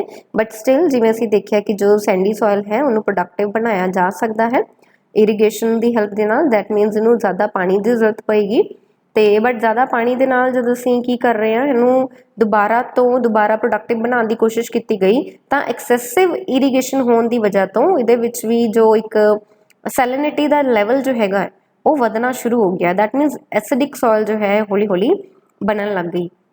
ਤੇ ਡਿਸਟ੍ਰੀਬਿਊਸ਼ਨ ਸਾਨੂੰ ਇਹ ਮਿੱਟੀ ਮਿਲੇਗੀ ਕਿੱਥੇ, ਇਹ ਸਾਨੂੰ ਈਸਟਰਨ ਹਾਫ ਆਫ ਦਾ ਮਾਲਵਾ ਪਲੇਨ, ਦੈਟ ਮੀਨ ਜੋ ਮਾਲਵਾ ਪਲੇਨ ਦਾ ਈਸਟਰਨ ਹਾਫ ਹੈ, ਈਸਟਰਨ ਸਾਈਡ ਹੈ, ਉੱਥੇ ਸਾਨੂੰ ਇਹ ਮਿੱਟੀ ਦੇਖਣ ਦੇ ਲਈ ਮਿਲਦੀ ਹੈ। ਜਿਵੇਂ ਕਿ ਲੁਧਿਆਣਾ ਹੋ ਗਿਆ, ਠੀਕ ਹੈ, ਨਰਦਰਨ ਤੇ ਸੈਂਟਰਲ ਪਾਰਟ ਹੋ ਗਏ, ਕੁਝ ਸੰਗਰੂਰ ਦੇ, ਫਤਿਹਗੜ੍ਹ ਸਾਹਿਬ ਹੋ ਗਿਆ, ਰਾਜਪੁਰਾ ਹੋ ਗਿਆ, ਪਟਿਆਲਾ ਹੋ ਗਿਆ, ਤੇ ਕੁਝ ਸਾਨੂੰ ਦੁਆਬਾ ਤੇ ਮਾਝਾ ਰੀਜਨ ਦੇ ਵਿੱਚ ਵੀ ਦੇਖਣ ਦੇ ਲਈ ਇਹ ਮਿੱਟੀ ਮਿਲਦੀ ਹੈ। ਠੀਕ ਹੈ, ਤੇ ਪੂਰੀ ਇੱਕ ਜੋ ਲੰਬੀ ਇੱਕ ਬੈਲਟ ਹੈਗੀ ਹੈ ਕਿ ਮੁਕੇਰੀਆਂ ਨਰਦਰਨ ਸਾਈਡ ਤੋਂ ਲੈ ਕੇ ਟਾਂਡਾ ਤੋਂ ਹੁੰਦੇ ਹੋਏ ਜੋ ਹੈ ਪੂਰਾ ਸਦਰਨ ਤੱਕ, ਠੀਕ ਹੈ, ਸਦਰਨ ਬਲੌਕ ਤੱਕ ਜੋ ਹੈ ਐਕਸਟੈਂਡ ਹੁੰਦੀ ਜਾਂਦੀ ਹੈ, ਮਾਝਾ ਤੋਂ ਦੁਆਬੇ ਤੋਂ ਮਾਝੇ ਤੱਕ। ਤਾਂ ਅਸੀਂ ਇਹ ਚੀਜ਼ ਵੀ ਦੇਖ ਸਕਦੇ ਹਾਂ ਕਿ ਉੱਪਰ ਵਾਲੇ ਰੀਜਨ ਦੇ ਵਿੱਚ ਹੀ ਦੁਬਾਰਾ ਸਾਨੂੰ ਇਹ ਸੋਇਲ ਜੋ ਹੈ ਦੇਖਣ ਦੇ ਲਈ ਮਿਲੀ ਹੈ। ਇੱਕ ਤਾਂ ਮੇਨ ਚੀਜ਼ ਹੋ ਗਈ ਕਿ ਮਾਲਵਾ ਪਲੇਨ ਦੇ ਈਸਟਰਨ ਹਾਫ, ਠੀਕ ਹੈ, ਜਿਵੇਂ ਕਿ ਲੁਧਿਆਣਾ ਹੋ ਗਿਆ, ਤੇ northern central part of Sangrur, Fatehgarh Sahib, Rajpura ਤੇ ਪਟਿਆਲਾ, ਤੇ ਉਸ ਤੋਂ ਬਾਅਦ ਦੁਆਬਾ ਐਂਡ ਮਾਝਾ ਰੀਜਨ। ਉਸ ਤੋਂ ਅਗਲੀ ਸੋਇਲ ਹੈਗੀ ਹੈ grey brown podzolic and forest soil. Again ਇਹ ਵੀ ਇੱਕ ਐਸਿਡਿਕ ਸੋਇਲ ਹੈਗੀ ਹੈ, ਠੀਕ ਹੈ। ਪੋਡਜ਼ੋਲਿਕ ਸੋਇਲ ਕਿਹੜੀ ਹੁੰਦੀ ਹੈ, ਫੋਰੈਸਟ ਸੋਇਲ ਕਿਹੜੀ ਹੁੰਦੀ ਹੈ, ਜਿਹੜੀ ਕਿ ਐਸਿਡਿਕ ਹੁੰਦੀ ਹੈ ਥੋੜੀ ਜਿਹੀ ਨੇਚਰ ਦੇ ਵਿੱਚ, ਐਸਿਡਿਟੀ ਲੈਵਲ ਜੋ ਉਹਦੇ ਵਿੱਚ ਹਾਈ ਹੁੰਦਾ ਹੈ। ਤੇ ਇਹ ਵੀ ਰੈਡਿਸ਼ ਬਰਾਊਨ ਤੋਂ ਔਲਿਵ ਜਿਹਾ ਕਲਰ ਹੁੰਦਾ ਹੈ। ਤੇ ਕਲਰ ਦੀ ਜੋ ਵੇਰੀਏਸ਼ਨ ਹੈ ਉਹਦੇ ਵਿੱਚ ਆਰਗੈਨਿਕ ਮੈਟਰ ਦੀ ਕਮੀ ਜਾਂ ਆਰਗੈਨਿਕ ਮੈਟਰ ਦੀ ਐਕਸੈਸਿਵ ਅਮਾਊਂਟ ਹੋਣ ਕਰਕੇ ਹੀ ਉਹਦੇ ਵਿੱਚ ਵੇਰੀਏਸ਼ਨਸ ਆ ਜਾਂਦੀਆਂ ਨੇ। ਜਿਵੇਂ ਕਿ ਜੇ ਅਸੀਂ ਆਪਣੇ ਘਰ ਜੋ ਹੈ ਕਾਊਡੰਗ ਕੰਪੋਸਟ ਬਣਾਉਣੀ ਹੋਏ ਤਾਂ ਪਹਿਲਾਂ ਅਸੀਂ ਦੇਖਦੇ ਹਾਂ ਜੋ ਕਾਊਡੰਗ ਹੁੰਦਾ ਹੈ, ਜੋ ਗੋਬਰ ਹੁੰਦਾ ਹੈ, ਉਹਦਾ ਕਲਰ ਕੁਛ ਹੋਰ ਹੁੰਦਾ ਹੈ, ਪਰ ਜਿਵੇਂ ਉਹ ਡਿਕੰਪੋਜ਼ ਹੋ ਕੇ ਪੂਰੀ ਤਰੀਕੇ ਨਾਲ ਸੜ ਕੇ ਇੱਕ ਖਾਦ ਬਣ ਜਾਂਦੀ ਹੈ, ਉਹਦਾ ਕਲਰ ਤੁਹਾਨੂੰ ਕੀ ਦਿਖੇਗਾ, ਚੇਂਜ ਹੋ ਕੇ ਦਿਖੇਗਾ, ਬਿਲਕੁਲ ਹੀ ਬਲੈਕ ਕਲਰ ਜਾਂ ਸੋਇਲ ਦਾ ਕਲਰ ਜੋ ਹੈ ਉਹਦੇ ਵਿੱਚ ਆਉਣਾ ਸ਼ੁਰੂ ਹੋ ਜਾਂਦਾ ਹੈ। ਤਾਂ ਕਲਰ ਵੀ ਬਹੁਤ ਸਾਰੀਆਂ ਚੀਜ਼ਾਂ ਜੋ ਨੇ ਉਹ ਇੰਡੀਕੇਟ ਕਰਦੇ ਨੇ ਆਪਣੀ ਨੇਚਰ ਦੇ ਬਾਰੇ। ਤਾਂ ਇੱਥੇ ਵੀ ਜੋ ਪੋਡਜ਼ੋਲਿਕ ਸੋਇਲ ਹੈ ਉਹਦੇ ਵਿੱਚ ਅਸੀਂ ਦੇਖਿਆ ਕਿ ਔਲਿਵ ਬਰਾਊਨ ਕਲਰ ਜੋ ਹੈ ਉਹ ਮਿੱਟੀ ਦਾ ਸਾਨੂੰ ਦੇਖਣ ਦੇ ਲਈ ਮਿਲਦਾ ਹੈ।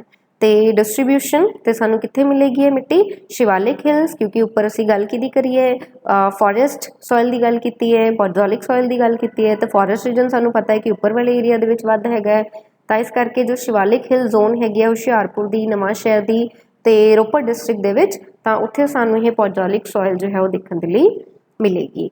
ਤੇ ਲਾਸਟ ਸੋਇਲ ਅਸੀਂ ਗੱਲ ਕਰਦੇ ਹਾਂ ਸੋਡਿਕ ਜਾਂ ਸਲਾਈਨ ਸੋਇਲ ਦੇ ਬਾਰੇ। ਸਲਾਈਨ ਸੋਇਲ ਕਿਹੜੀ ਹੁੰਦੀ ਹੈ, ਜਿਹਦੇ ਵਿੱਚ ਸੈਲਿਨਿਟੀ ਲੈਵਲ ਜੋ ਹੈ ਬਹੁਤ ਜ਼ਿਆਦਾ ਹਾਈ ਹੁੰਦਾ ਹੈ। ਤਾਂ ਸੋਡਿਕ ਸੋਇਲ ਕਿਹੜੀ ਹੋਗੀ, ਜਿਹਦੇ ਵਿੱਚ ਕੀ ਕਿਹਦੇ ਅਮਾਊਂਟ ਜ਼ਿਆਦਾ ਹੋਏਗੀ, ਕਿਹੜੇ ਵਾਲੇ ਚੀਜ਼ ਦੀ, ਸੋਡੀਅਮ, ਠੀਕ ਹੈ, ਸੋਡੀਅਮ ਐਲੀਮੈਂਟ ਜੋ ਹੈ ਇਹਦੇ ਵਿੱਚ ਜ਼ਿਆਦਾ ਹੋਏਗਾ। ਦੈਟ ਮੀਨਸ 15% ਤੋਂ ਜ਼ਿਆਦਾ ਸੋਡੀਅਮ ਦੀ ਅਮਾਊਂਟ ਜੋ ਹੈ ਮਿੱਟੀ ਦੇ ਵਿੱਚ ਸਾਨੂੰ ਦੇਖਣ ਦੇ ਲਈ ਮਿਲਦੀ ਹੈ। ਤੇ ਪੀਐਚ ਵੈਲਿਊ ਜਿਹੜੀ ਹੈਗੀ ਉਹ ਵੀ ਇਹਦੀ ਵੱਧ ਹੈ, 8.5 ਹੈ। ਤੇ ਸਟਰੋਂਗ ਐਲਕਲਾਈਨ ਜੋ ਹੈ ਇਹਦਾ ਰਿਐਕਸ਼ਨ ਹੈ 8.5 ਹੈ। ਦੈਟ ਮੀਨਸ ਇਹ ਥੋੜੀ ਜੀ ਬੇਸਿਕ ਵੱਲ ਨੂੰ ਜਾ ਰਹੀ ਹੈ, ਐਲਕਲਾਈਨ ਹੋ ਰਹੀ ਹੈ। ਤੇ ਜਿੱਥੇ ਸੈਲਿਨਿਟੀ ਸਾਨੂੰ ਨਜ਼ਰ ਆ ਰਹੀ ਹੈ, ਸੈਲਿਨਿਟੀ ਵੱਧ ਕਿਉਂ ਹੋ ਗਈ, ਕਿਉਂਕਿ ਉੱਥੇ ਤਕਰੀਬਨ ਜੋ ਉਹਦੇ ਵਿੱਚ ਸੋਲਿਊਬਲ ਸਾਲਟ ਦਾ ਜੋ ਕੰਟੈਂਟ ਹੈ ਉਹ ਹਾਈ ਹੁੰਦਾ ਹੈ, ਠੀਕ ਹੈ, ਮੋਰ ਦੈਨ 0.2% ਜ਼ਿਆਦਾ ਹਾਈ ਹੈ। ਤਾਂ ਇਸ ਕਰਕੇ ਜਿਹੜੀ ਉਹਦੀ ਵਾਟਰ ਐਬਜ਼ੋਰਬਿੰਗ ਕੈਪੈਸਿਟੀ ਹੁੰਦੀ ਹੈ ਮਿੱਟੀ ਦੀ, ਉਹ ਕੀ ਹੋ ਜਾਂਦੀ ਹੈ, ਘਟ ਜਾਂਦੀ ਹੈ, ਤੇ ਉਹ ਵਾਟਰ ਨੂੰ ਹੋਲਡ ਕਰਕੇ ਨਹੀਂ ਰੱਖ ਸਕਦੀ, ਜਿਹਦੇ ਕਰਕੇ ਕਿ ਸਾਡੇ ਪਲਾਂਟਸ ਜੋ ਨੇ, ਸਾਡੀ ਕ੍ਰੌਪਸ ਜੋ ਨੇ ਉਹ ਸੁੱਕ ਜਾਂਦੀਆਂ ਨੇ, ਛੇਤੀ ਸੁੱਕ ਜਾਂਦੀਆਂ ਨੇ।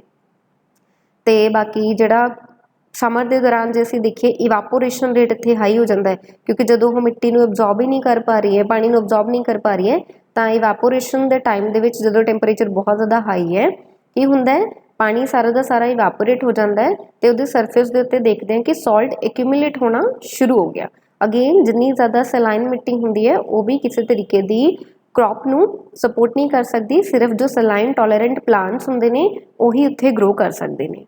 ਤੇ ਡਿਸਟ੍ਰੀਬਿਊਸ਼ਨ ਇੱਥੇ ਕੀ ਹੋ ਗਈ ਹੈ ਕਿ ਜਿਹੜਾ ਇੱਕ ਪੂਰਾ ਮਾਲਵਾ ਪਲੇਨ ਦਾ ਇੱਕ ਬਹੁਤ ਵੱਡਾ ਇੱਕ ਟਰੈਕਟ ਹੈ, ਲਾਰਜ ਟਰੈਕਟ ਹੈ, ਉੱਥੇ ਸਾਨੂੰ ਇਹ ਸਲਾਈਨ ਜਾਂ ਸੋਡਿਕ ਸੋਇਲ ਜੋ ਹੈ ਉਹ ਦੇਖਣ ਦੇ ਲਈ ਮਿਲ ਜਾਂਦੀ ਹੈ। ਕਿਉਂ ਹੁੰਦਾ ਹੈ, ਉਹਦੀ ਐਰਿਡਿਟੀ ਦੀ ਵਜ੍ਹਾ ਤੋਂ। ਦੈਟ ਮੀਨਸ ਉਹਦਾ ਜਿਹੜੀ ਕਲਾਈਮੇਟ ਹੈਗੀ ਥੋੜਾ ਜਿਹਾ ਐਰਿਡ ਹੈ, ਠੀਕ। ਤੇ ਉਹਦੇ ਵਿੱਚ ਜੇ ਅਸੀਂ ਕਿਹੜੀ ਡਿਸਟ੍ਰਿਕਟ ਦੀ ਗੱਲ ਕਰੀਏ ਤਾਂ ਫਾਜ਼ਿਲਕਾ ਆ ਜਾਂਦਾ ਹੈ, ਜਾਂ ਕਿਹੜੇ ਹੋਰ ਏਰੀਆਜ਼ ਆ ਜਾਂਦੇ ਨੇ, ਜਲਾਲਾਬਾਦ ਆਉਂਦਾ ਹੈ, ਠੀਕ ਹੈ, ਤਲਵੰਡੀ ਭਾਈ ਆਉਂਦਾ ਹੈ ਫਿਰੋਜ਼ਪੁਰ ਦੇ ਵਿੱਚ, ਠੀਕ ਹੈ, ਫਰੀਦਕੋਟ ਵੀ ਆ ਗਿਆ, ਫਰੀਦਕੋਟ ਦਾ ਜਿਹੜਾ ਥੋੜਾ ਜਿਹਾ ਨਰਦਰਨ ਪਾਰਟ ਹੋਏਗਾ ਉਹ ਦੇਖਣ ਦੇ ਲਈ ਮਿਲੇਗਾ। ਜਾਂ ਜੋ ਸਲਾਈਨ ਸੋਇਲ ਹੈ ਇਹ ਸਾਊਥ ਆਪਣਾ ਵੈਸਟਰਨ ਪੰਜਾਬ ਦੇ ਵਿੱਚ ਸਾਨੂੰ ਦੇਖਣ ਦੇ ਲਈ ਮਿਲੇਗੀ। पर यह रीसेंट ओरिजिन इनू इस करके किया जा रहा है कि पहला इत्थे सलाइन सॉइल है नहीं सी।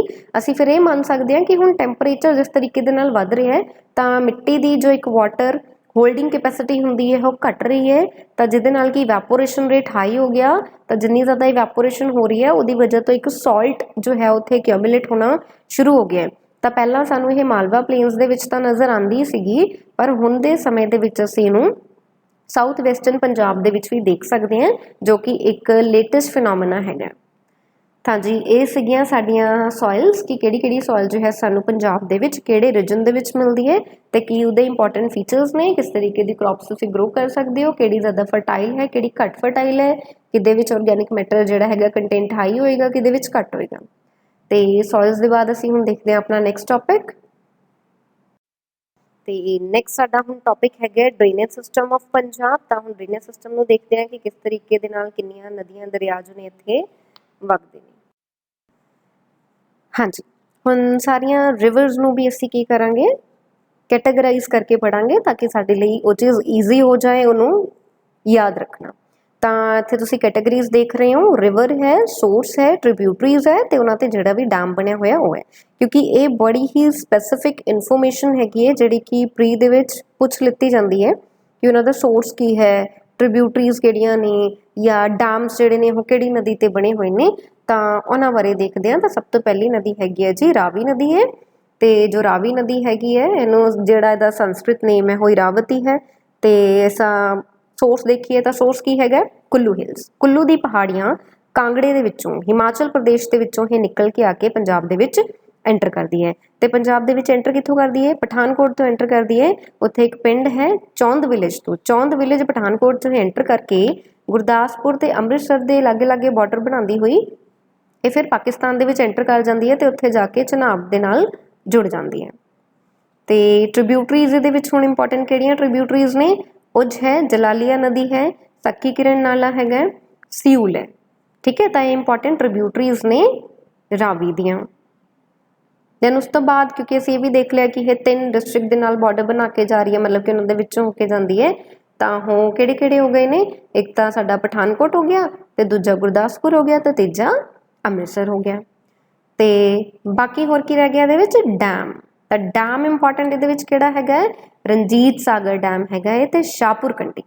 ठीक है, तो ये 2 चीज़ां तुसीं याद रखोगे कि रावी रिवर ते जे डैम पूछा जाता तो किहड़े ने, रंजीत सागर ते शाहपुर कंडी। तो जो रावी रिवर है एक तरीके नाल असीं इहनूं एवें भी देख सकते हैं कि यह इंडो पाक जो बाउंड्री है वही बनाती हुई जा रही है उपरों बिल्कुल ही। अगे चल के तुसीं मैप दे विच भी देखोगे, मैप च भी तुहानूं नज़र आएगा कि उपरों बिल्कुल ही बॉर्डर बनाती हुई वो पाकिस्तान दे विच एंटर कर जाती है।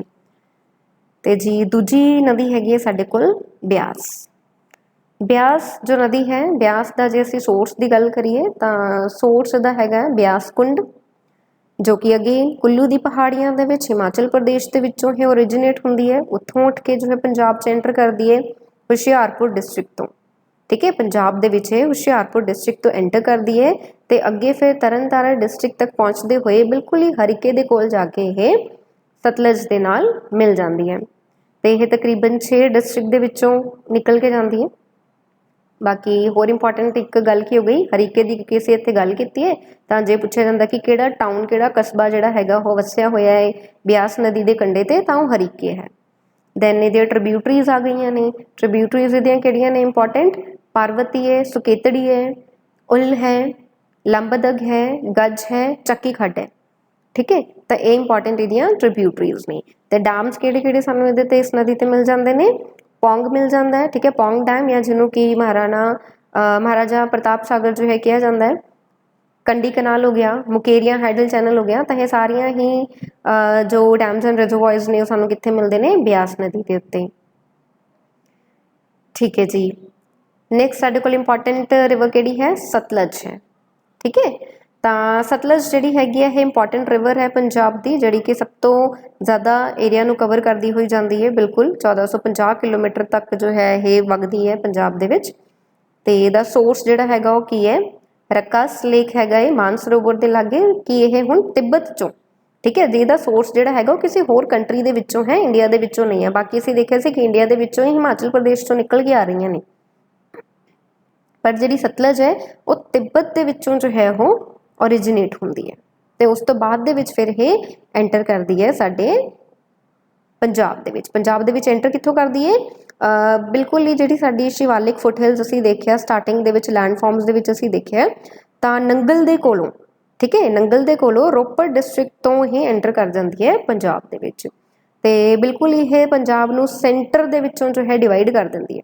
इहदे सदर्न रीजन दे विच मालवा रह जांदा है ते सतलज दे जो है उपर नर्दन रीजन दे विच बिस्ट दुआब रह जांदा है। दैट मीनस दोनों नूं सैपरेट कर दिंदी है, विचालियों सैपरेट कर दिंदी है, अलग कर दी है दोनों नूं, ठीक है। तो यह तकरीबन 9 डिस्ट्रिक्ट दे विचों जो है होके जाती है। तो इंपॉर्टेंट जिहड़ियां इहदियां ट्रिब्यूटरीज ने वो किहड़ियां ने? बसपा है, स्पति है ते ब्यास है। तो ये इंपॉर्टेंट ट्रिब्यूटरी सानूं देखने के लिए मिलदियां ने किहदियां? सतलज रिवर दियां। नैक्सट जी हैगे ने डैम्स। तो डैम्स असीं याद रखना कि किहड़ा डैम सानूं सतलज रिवर ते मिलदा है, वो हैगा भाखड़ा डैम ते रिजर्वॉयर गोबिंद सागर लेक। एक साडे कोल रिवर हैगी है सीजनल रिवर, जिहड़ियां असीं हुण गल कीती वो किहड़ियां सीगीआं? पेरेनियल सीगीआं, जिहड़ी कि सारा साल चलदियां ने। ते जिहड़ी घग्गर रिवर हैगी है, घग्गर नदी, ये सीजनल है, ठीक है। तो इनू सरस्वती भी कहा जाता है, पर पंजाब च असीं इनू घग्गर नदी के नाम के नाल जानते हैं। सीजनल है तो दैट मीनस जो मॉनसून वधिया हुंदा है, मॉनसून के टाइम दे विच मींह वधिया पैंदा, अच्छा मींह पैंदा है, उस टाइम दे विच ये नदी जिहड़ी हैगी है ये भरदी है। तो इहदा सोर्स जे असीं देखीए कि सोर्स की है, तो सोर्स भी हिमाचल प्रदेश के विच है, सिरमौर डिस्ट्रिक्ट के विच। तो लोअर हिमालयस तो ये ओरिजिनेट होके फिर जो है हौली हौली ये पंजाब दे विच वड़दी है। तो पंजाब दे विच ये तकरीबन बाउंड्री ही बनाती जाती है, तकरीबन पटियाला दे डिस्ट्रिक्ट दे नाल, संगरूर, मानसा, एवें जो है ये बाउंड्री बना के जा रही होंगी है। तो अगे जाके फिर ये राजस्थान दे विच जाके डिसअपीयर हो जाती है सैंड्स दे विच, ठीक है, क्योंकि पूरा रेतीला इलाका है। असीं देखिआ सी कि एरिड जोन जिहड़ा हैगा उत्थों शुरू हो जाता है। हालांकि यह थोड़ी जी डेंजरस इस करके है क्योंकि रेनी सीजन के टाइम दे विच समटाइम्स इत्थे जो है वो फ्लडिंग भी हो जाती है। तो कुछ रीजन दे विच फ्लड लाइक सिचुएशन जो है इस नदी की वजह तो क्रिएट हो जाते हैं। तो ये सीगी साडी important information about the drainage system of Punjab. तो यही पंजाब का ड्रेनेज सिस्टम है। तो इन्हां ही नदियां नूं असीं अपने सब तो पहले मैप दे विच भी देखिआ सीगा, जिहदे विच कि असीं फ्लड प्लेन्स देखे सी। इन्हां ही नदियां दे आले दुआले सानूं वधिया एलूवियल मिट्टी जिहड़ी हैगी है, बेस सॉयल जिहड़ी असीं मिट्टी की गल कीती वो सानूं मिल जाती है। तो यही जो इंपॉर्टेंट चीज़ां सानूं पेपर दे लई रिक्वायर्ड ने वो इहदे विच बिल्कुल लिखिया होईयां ने, तुसीं इहदे विच इहनूं कवर कर सकदे हो। हाँ जी, तो मैप दे विच जो रावी रिवर है तुहानूं उपर बिल्कुल नज़र आ रहा होना है, जिहड़ा ग्रीन वाला पोर्शन है पूरा ये साडा इंडिया का पंजाब है। तो उपरों सानूं रावी नदी दिख रही है जिहड़ी कि बिल्कुल ही नाल नाल जो है बॉर्डर बनाते हुए जा रही है। तो उपर असीं टॉप ते देख सकते हैं रणजीत सागर डैम। तो दूजी असीं नदी देख रहे हैं नीचे ब्यास रिवर हैगी है। तो ब्यास रिवर जिवें ही अंदर आ रही है, अंदर आने तो बाद वो हरीके दे कोल जाके जो है सतलज रिवर दे विच मिल जाती है। तो उहदे ये नीचे वाला पार्ट सानूं नज़र आ रहा है सतलज रिवर हैगी है। तो बिल्कुल ही लास्ट दे विच जो है वो घग्गर नदी हैगी है। तो घग्गर नदी असीं देखिआ कि बिल्कुल नीचे नीचे जो है वो होके निकलती है। तो बहुत थोड़ा बॉर्डर जिस तरीके दे नाल रावी उपरों निकल के जाती है बॉर्डर बनाते हुए, तो उसी तरीके दे नाल जो घग्गर नदी है वो भी निचले वाले हिस्से तो सदर्न पंजाब दे विचों जो है वो बॉर्डर क्रिएट करके थल्ले दी थल्ले निकल जाती है। हाँ जी, ड्रेनेज सिस्टम तो बाद नैक्सट असीं गल करते हैं फॉरेस्ट इन पंजाब कि पंजाब दे विच फॉरेस्ट का की स्टेटस है, कित्थे वध ने कित्थे घट ने। तो लेटेस्ट असीं रिपोर्ट के अकॉर्डिंग देखांगे पंजाब दे विच फॉरेस्ट की स्टेट। फॉरेस्ट जो ने पंजाब दे विच सब तो पहलां असीं देखते हैं रिकॉर्डिड फॉरेस्ट एरिया। तो रिकॉर्डिड फॉरेस्ट एरिया हुंदा की है? ये कोई भी किवें दा एरिया हो सकता है जिन्हों कि गवर्नमेंट नोटिफाई कर दिंदी है कि इस एरिया नूं अज तो बाद रिकॉर्डिड फॉरेस्ट एरिया किया जाएगा। तो उन्होंने असीं रिकॉर्डिड फॉरेस्ट एरिया कहांगे, चाहे कि उत्थे कोई ट्रीज़ हैगे ने जां नहीं हैगे। तो यह एरिया दैट मीनस हो सकता है कि कोई एवें दा एरिया जिथों कि रिवर्स जा रही ने, लेक्स है, ग्रासलैंड है, ईवन कि कोई खाली जिहड़ी लैंड हैगी है वो भी हो सकती है कि किसी भी फॉरेस्ट के कोई एम्प्टी लैंड भी है, उन्होंने भी जो गवर्नमेंट नोटिफाई कर सकती है कि यह रिकॉर्डिड फॉरेस्ट एरिया है।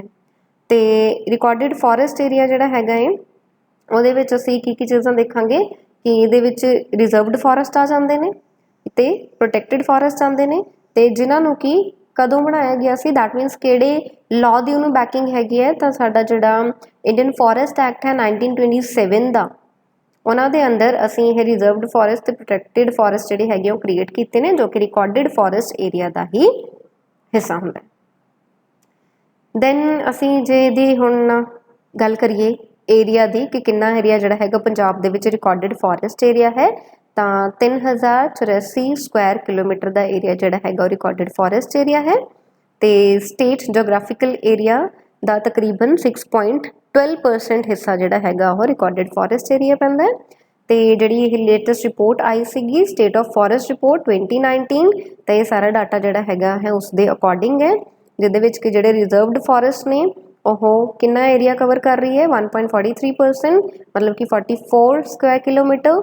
दैन जिहड़े प्रोटैक्टेड फॉरेस्ट ने ये किन्ने ने 1137 स्क्वायर किलोमीटर के एरिया दे विच प्रोटैक्टेड फॉरेस्ट आ जाता है, जो कि 37% है। तो एक अनक्लास फॉरेस्ट है जिन्हों कि किसी भी तरीके नाल क्लासीफाई नहीं किया गया, तो वह तकरीबन 1903 स्क्वायर किलोमीटर एरिया जिहड़ा हैगा वो फॉरेस्ट कवर करता है। तो परसेंटेज की जे असीं गल करिए तो 62% एरिया दे विच कवर होया है। दैन नैक्सट गल करते हैं फॉरेस्ट कवर की। तो फॉरेस्ट कवर की हुंदा, पहला तो फॉरेस्ट कवर कोई भी किवें दी लैंड होएगी जिहदा कि एरिया, दैट मीनस कितनी लैंड होएगी 1 हैक्टेयर तो जो ज़्यादा लैंड हैगा किते भी एरिया हैगा है, तो उहदे विच जिहड़ी ट्री कैनोपी हैगी है वो कितनी है 10% तो ज़्यादा है, चाहे लैंड यूज कोई भी होए, चाहे ओनरशिप किसी की भी होए, दैट मीनस चाहे वो पब्लिक लैंड है या प्राइवेट लैंड है, पर जो वो 1 हैक्टेयर तो ज़्यादा है तो उत्थे 10% तो ज़्यादा ट्री कैनोपी सानू नज़र आ रही है, तो उस एरिया नूं असीं फॉरेस्ट कवर कहने आ। तो फॉरेस्ट कवर दे विच असीं देखते हैं कि इंडिया नहीं पंजाब दे विच कितना एरिया जिहड़ा हैगा फॉरेस्ट कवर दे विच आंदा है, तो 1848.63 स्क्वायर किलोमीटर एरिया जिहड़ा हैगा वो फॉरेस्ट कवर है। तो जे असीं स्टेट दी जोग्राफिकल एरिया के अकॉर्डिंग देखिए कि कितना परसेंट एरिया फॉरेस्ट कवर दे विच आ रहा है, तो 3.67% है। अगेन ये भी स्टेट ऑफ फॉरेस्ट रिपोर्ट 2019 के अकॉर्डिंग ही डाटा हैगा, तो जिन्हें कि दसिया जो पिछले साडे कोल डाटा सीगा 2017 का, उहदे नालों जो इहदे विच फॉरेस्ट कवर दे विच वाधा होया, इनक्रीज हुई है। तो किन्ने स्क्वायर किलोमीटर की इनक्रीज हुई है, कितना एरिया वधिया फॉरेस्ट कवर दे विच 11.63 स्क्वायर किलोमीटर एरिया जिहड़ा हैगा फॉरेस्ट कवर साडा इनक्रीज होया है एज कंपेयर टू SFR 2017। क्यों होया, इहदे पिछे रीजन यही ने कि प्लांटेशन ड्राइव्स बहुत ज़्यादा चलाइया सरकार ने, कंजरवेशन एक्टिविटीज़ कीतियां गईयां, जिहदे नाल कि साडा फॉरेस्ट कवर जिहड़ा सीगा वो वधिया। दैन उस तो बाद जे असीं ट्री कवर की गल करिए तो ट्री कवर हुंदा है कोई भी ट्री पैचेस किते भी तुहानूं नज़र आ रहे हैं, किते भी दिख रहा है कि ट्रीज़ लगे हुए हैं, तो छोटे छोटे जो ट्री पैचेस उपरों सानूं देखते हैं एक टॉप व्यू सानूं उहदा मिलता है, तो वो ट्री कवर हुंदा है। तो पंजाब दे विच 1592 स्क्वायर किलोमीटर एरिया जिहड़ा हैगा वो ट्री कवर के अंदर आ रहा है। तो जिहड़ा पंजाब का ट्री कवर हैगा वो घटिया कि जे असीं इहनूं कंपेयर करके देखिए 2017 की रिपोर्ट के नाल, तो इस साल वाली रिपोर्ट यही कह रही है, 2019 वाली रिपोर्ट ये कह रही है कि उहदा जिहड़ा एरिया है वो 30 स्क्वायर किलोमीटर घटिया है एज कंपेयर टू SFR 2017। तो हुण असीं थोड़ा जिहा एक डिस्ट्रिक्ट वाइज देख लैंदे हां कि district wise forest cover area जिहड़ा हैगा किहड़ी डिस्ट्रिक्ट दे विच कितना है। तो हुशियारपुर सानूं नज़र आ रहा है कि सब तो वध फॉरेस्ट कवर सानूं इहदे विच देखण दे लई मिल रहा है, तकरीबन 725 स्क्वायर किलोमीटर। दैन उस तो बाद रूपनगर आ जाता है 261 स्क्वायर किलोमीटर, गुरदासपुर है 213 square kilometre, Mohali 140 square kilometre, Nawanshahr है 131 स्क्वायर किलोमीटर, पटियाला है 74 स्क्वायर किलोमीटर। तो जिहड़ा नाल ब्रैकेट च लिखा हुआ है कि हाईएस्ट इन VDF का मतलब हो गया कि वेरी डेंस फॉरेस्ट, ठीक है, कि जे असीं डेंस फॉरेस्ट की गल करिए तो ये 7th हाईएस्ट है वेरी डेंस फॉरेस्ट के विच, कि बेशक ये फॉरेस्ट कवर इन्ना है, पर जे असीं वेरी डेंस फॉरेस्ट देखने हो, वेरी डेंस फॉरेस्ट किहड़े हुंदे ने जिथे कि 70% तो ज़्यादा कैनोपी है, कैनोपी डेंसिटी हैगी उहनूं असीं वेरी डेंस फॉरेस्ट की कैटेगरी दे विच लैंदे आ। तां पटियाले दे विच सानूं ये चीज़ देखण दे लई मिलेगी। तो फतेहगढ़ साहब जिहड़ा हैगा इहदे विच least dense forest, that means density इत्थे फॉरेस्ट की बहुत ज़्यादा घट है, तो फतेहगढ़ साहब दे विच फॉरेस्ट कवर जिहड़ा हैगा सानूं बहुत घट देखण दे लई मिलेगा। तो ये साडे कोल रीसेंट रिपोर्ट के अकॉर्डिंग डाटा है, अपडेटेड डाटा है स्टेट ऑफ फॉरेस्ट रिपोर्ट 2019 के अकॉर्डिंग कि पंजाब दे विच फॉरेस्ट दी की स्टेट है। हुण फॉरेस्ट की कंडीशन देखने तो बाद असी पंजाब के जो प्रोटैक्टेड एरियाज़ ने प्रोटैक्टेड एरियाज़ की गल करते हैं। हुणे असी भी देखिया कि प्रोटैक्टेड एरियाज़ जो ने वो किहड़ी कैटेगरी दे विच फॉल करता है और साडे रिकॉर्डेड या फॉरेस्ट जिहड़ा कवर एरिया है तो ਉਹਦੇ ਵਿੱਚ ਅਸੀਂ प्रोटैक्टेड एरियाज़ की भी गल करते हैं तो इंपॉर्टेंट ਅਸੀਂ प्रोटैक्टेड एरियाज़ देखांगे। हुण साडे कोल किहड़े-किहड़े ने प्रोटैक्टेड एरियाज़ इन पंजाब। तो सब तो पहला असीं देख लैंदे हां वाइल्ड लाइफ सेंचुरीज़ नूं क्योंकि ये साडे कोल वध ने तकरीबन साडे कोल 13 जो ने वाइल्ड लाइफ सेंचुरीज़ ने। तो ये एक छोटी जी ट्रिक है इन्हां नूं याद रखण दे लई। एक तां जिहड़ियां पटियाला दे विच तुसीं देखोगे कि जिन्नियां भी वाइल्ड लाइफ सेंचुरीज़ ने उन्हां दे वाइल्ड लाइफ सेंचुरीज़ दे नां दे नाल की लग्गिया होया है बीड़। तो जिन्हां दे भी नाम दे अगे बीड़ है तो तुसीं अख बंद करके समझ सकते हो कि ये पटियाला दियां ही होणगियां। सिर्फ एक एक्सैप्शन है, एक जिहड़ी बीड़ ऐशवां वाइल्ड लाइफ सेंचुरी हैगी सानूं कित्थे मिलेगी संगरूर दे विच मिलेगी। तो पहलियां जिहड़ियां सानूं नज़र आ रही ने बीड़ मोती बाग, बीड़ पुनेरेरी, बीड़ दोसांझ, बीड़ भादसों, बीड़ मेहस, बीड़ गुरदियालपुरा, बीड़ गुरदियालपुरा। तो ये सारिया वाइल्ड लाइफ सेंचुरीज़ जो ने सानूं पटियाले दे विच मिलदियां ने। ते बाकी जिहड़ी एक बीड़ ऐशवा हैगी वो संगरूर च दैट मीनस जे तुसीं कल्ली संगरूर वाली भी याद रख लैंदे हो बाकी सारी तुहानूं पटियाले वाली बिना याद रखे तुहानूं पता रहेगी कि यह बीड़ वाला नाम जिथे भी आ रहा है वो वाइल्ड लाइफ सेंचुरी पटियाले च है। दैन उस तो बाद हरीके वाइल्ड लाइफ सेंचुरी हैगी है फिरोजपुर दे विच, तरन तारण कपूरथला, दैन तकनी रहमपुर सानू वाइल्ड लाइफ सेंचुरी मिलती है हुशियारपुर। तो जोड़ा उपर असी नाम लिता है फिरोजपुर तरन तारण कपूरथला दैट मीनस ये तिना ही रीजन तक जो है फैली हुई है उन्होंने बॉर्डर्स में कवर करती है। तो तकनी जी रहमपुर वाइल्ड लाइफ सेंचुरी हैगी हुशियारपुर मिलेगी। Abohar wildlife sanctuary Firozpur, Jhajjar Bachauli wildlife sanctuary Rupnagar, तो Kathlaur Kushlian wildlife sanctuary जी हैगी गुरदासपुर, तो Nangal wildlife sanctuary Rupnagar. तो साडे कोल ये इंपॉर्टेंट वाइल्ड लाइफ सेंचुरीज़ ने पहलियां 6 तो तुहानूं याद हो गई होणगियां।